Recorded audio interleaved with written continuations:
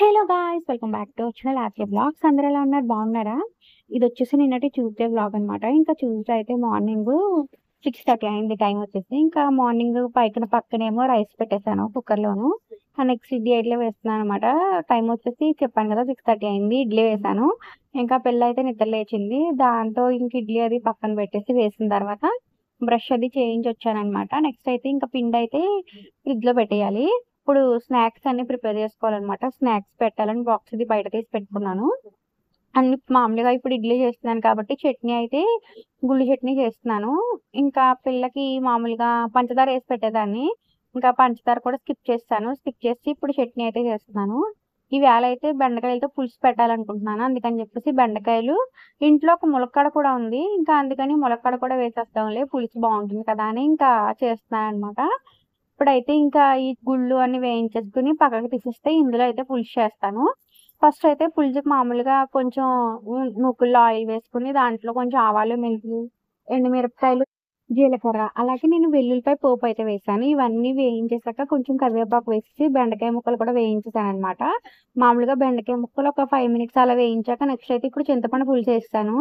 చింతపండు పులుసు వేసేసి ఇంకా ఒక మరిగిస్తున్నాననమాట. ఇందులోనే కొంచెం పసుపు, ఉప్పు కూడా వేస్తాను. వేసేసి మరిగిస్తున్నాను. నేను ఫస్ట్ టైమ్ అనమాట ఇలా బెండకాయ పులుసు అది పట్టుకుని ఇదివరకు ఎప్పుడు పెట్టేదాన్ని కాదు. మా వదిన పెట్టిందని చెప్పింది. తను బాగుంది టేస్ట్ నువ్వు కూడా పెట్టానని చెప్పేసి పెడుతున్నాను అనమాట. ఇందులోనే ములక్కాడలు అవి కూడా వేస్తాను. అలాగే కొంచెం కారం వేసాను. ఎందుకంటే నేను పచ్చిమిరపకాయ వేసాను. ఒక్క పచ్చిమిరపకాయ వేసాను. ఎందుకంటే ఈ బెండకాయలతో పాటే మళ్ళీ పచ్చిమిరపకాయ కూడా కలిసిపోతే పిల్లకి గమ్మున పచ్చిమిరపకాయ కారం వస్తుందని చెప్పేసి ఇంక వేస్తాననమాట. పచ్చిమిరపకాయ కొంచెం ఉప్పు, పసుపు, కారం అన్నీ వేసి లాస్ట్‌లో పిండి పెట్టేయడమే. చాలా బాగుంటుంది పులుసు అయితేను. నెక్స్ట్ అయితే మీరు వేసుకుంటే ధనియాల పొడి కూడా వేసుకోవచ్చు. ఇంకా ఇడ్లీలు అయితే పిల్లకి టిఫిన్ పెడుతున్నాను అనమాట. టైం వచ్చేసి 7:15 అయింది. ఇదంతా అయ్యేటప్పటికిని పిల్లకైతే ముందు ఇడ్లీలు ఇచ్చి పెట్టేసాననమాట. ఇప్పుడు కొంచెం చట్నీ గట్టిగా ఉంది కదా! ఇప్పుడు మిక్సీ మామూలుగా కొంచెం వెల్లుల్లిపాయలు తర్వాతేమో కొంచెం ఉప్పు వేసేసి కొంచెం 2 గుల్లశనగపప్పు కూడా వేశాను. ఒక 4, 5 వేశాననమాట. బాగుంటుంది చట్నీ అని. ఇంకొంచెం దీన్ని పలచగా చేసేసి వీళ్ళకైతే మామూలుగా టిఫిన్ ఇచ్చేస్తున్నాను. దీంట్లో మనం వేసుకుంటే కొంచెం పైన పోపు కూడా వేసుకోవచ్చు. ఆవాలు, జీలకర్ర, ఎండుమిరపకాయలు, కరివేపాకు వేయించుకొని పోపు కూడా వేసుకోవచ్చు. కానీ నేను ఇంక వేయలేదు. అప్పటికే టైం అయిపోతుంది. స్కూల్ టైం అయిపోతుందని. ఇంకా పులుసు అయితే కంప్లీట్ అయిపోయింది. ఫైనల్‌గా శనగపిండి అయితే పెట్టేసాను.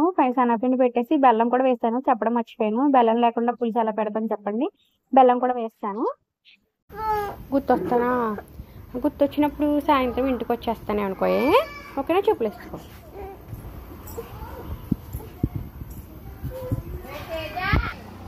అజ్జా బ్యాగ్ తెచ్చుకో. బ్యాగ్ తీసుకురా.